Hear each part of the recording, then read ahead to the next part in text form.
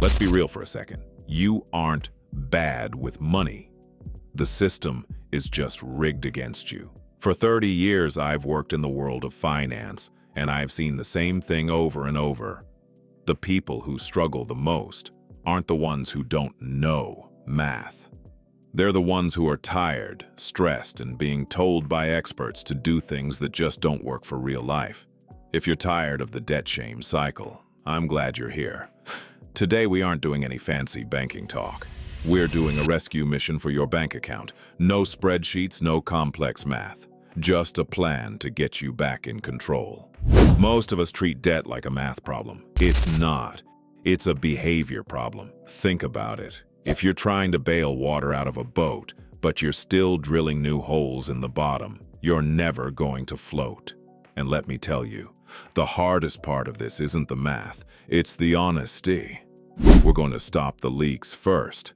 I want you to grab your last 2 bank statements, print them out, physically, get a red pen. We're going on a hunt for the money leaks. Look for the subscriptions you forgot about, the small convenience fees, the stuff you don't even use. Kill them, all of them. This isn't about being cheap. It's about being smart enough to save your own life. Do not be afraid of what you find.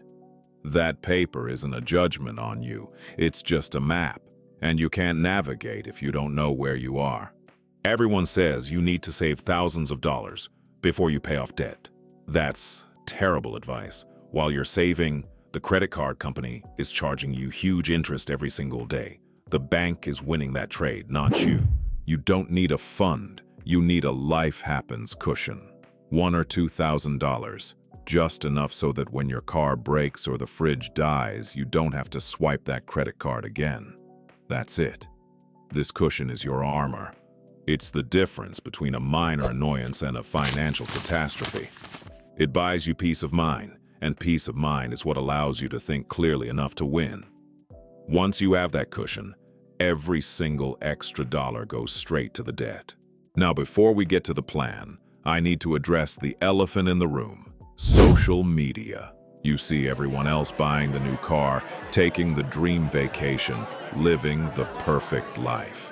It makes you feel like you're failing because you're sitting at your kitchen table trying to pay off a credit card. But remember, what you see on a screen is rarely the whole story.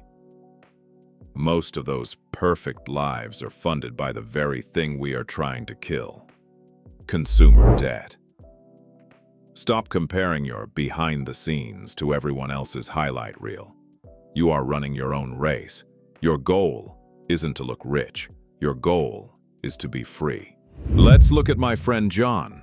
John had 3 debts: a $5,000 credit card, a $10,000 loan, and a $20,000 student loan. He tried the math way. He paid the big loan first. 6 months later, he was miserable. His balance hadn't moved enough to notice. He bought a new TV on credit because he felt like he was losing anyway. John wasn't bad at math. He was just a human being who needed to feel a win. So he switched to the Snowball. He ignores the interest rates and attacks the smallest debt first: the $5,000 card. Because it's small, he kills it in just 3 months. He deletes the account. He holds that zero balance receipt in his hand. He feels that first rush of power. He takes the money he was paying on that card and rolls it into the next loan. He's no longer just paying bills, he's winning. So you've cleared the debt. How do you stop from falling back into the hole? You build a firewall. 2 simple rules. Rule 1, the 48-hour rule. If you want to buy something over $100, wait 48 hours. If you still want it in 2 days, go for it. If not, you just saved yourself from a mistake. It's amazing how many urgent desires disappear after you sleep on them. Rule 2, separate your accounts. Keep your bills money in one place and your fun money in another. When the fun money is gone, it's gone. No borrowing from the bills. People always ask me, is all debt bad? No, there is bad debt and strategic debt. Bad debt is for things that lose value, like clothes or vacations. That is your enemy. Strategic debt is for things that make you more money, like a business loan or a degree. Let me give you an example. If you borrow money to buy a car so you can get to a better paying job, that's a tool. If you borrow money to buy a car that's twice as expensive as you need, and just to impress your neighbors, that's an anchor.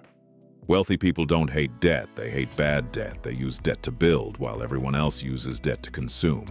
Getting out of debt isn't about skipping coffee, it's about owning your choices. Every dollar of interest you pay to a bank is a dollar that could have been used for your freedom. The banks want you to stay quiet. They want you to pay the minimums and stay stressed. But you have the plan now. Your homework: print those statements, find the leaks, build the cushion, start the snowball. Don't lie to yourself, just start. If you're ready to actually take control, hit subscribe. In the next video, we're going to talk about how to start building your first $10,000 of wealth. The game is changing. Make sure you're playing on the right side.